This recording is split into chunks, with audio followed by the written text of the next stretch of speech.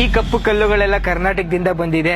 ಶ್ರೀರಾಮನ ದೇವಸ್ಥಾನಕ್ಕೆ ಹಲವಾರು ವಿಗ್ರಹಗಳು ಬೇಕಾಗುತ್ತೆ. ಆ ಸುಮಾರು ವಿಗ್ರಹಗಳೆಲ್ಲ ಕರ್ನಾಟಕದ ಕಲ್ಲಿಂದಲೇ ಕೆತ್ತನೆ ಮಾಡ್ತಾರೆ.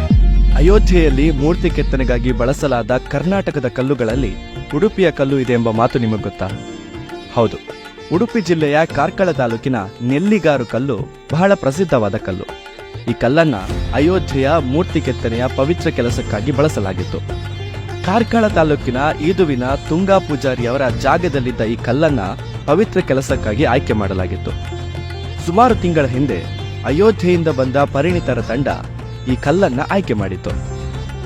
ಅಯೋಧ್ಯೆಯಲ್ಲಿ ಮೂರ್ತಿ ಕೆತ್ತನೆಗಾಗಿ ಈ ಪವಿತ್ರ ಕಲ್ಲನ್ನ ಬಳಸಲಾಗಿತ್ತು ಎಂಬುದು ಉಡುಪಿ ಜಿಲ್ಲೆಗೆ ಹೆಮ್ಮೆಯ ವಿಷಯ. ಸುಮಾರು 10 ಟನ್ ಭಾರವಿದ್ದ ಈ ಕಲ್ಲನ್ನ ಊರಿನ ಜನರು ಸಾಮೂಹಿಕ ಪ್ರಾರ್ಥನೆಯ ಮೂಲಕ ಅಯೋಧ್ಯೆಗೆ ಬೀಳ್ಕೊಟ್ಟಿದ್ದರು. ಉಳಿದಂತೆ ಈ ನೆಲ್ಲಿಗಾರು ಕಲ್ಲಿನಿಂದ ರಚಿಸಲಾದ ಕಲಾಕೃತಿಯನ್ನ ದೇಶದ ವಿವಿಧ ಭಾಗಗಳಲ್ಲೂ ನಾವು ಕಾಣಬಹುದು. ರಾಷ್ಟ್ರಪತಿ ಭವನದಲ್ಲೂ ನೆಲ್ಲಿಗಾರು ಕಲ್ಲನ್ನು ಬಳಸಿ ರಚಿಸಲಾದ ಕಲಾಕೃತಿಯೊಂದಿದೆ.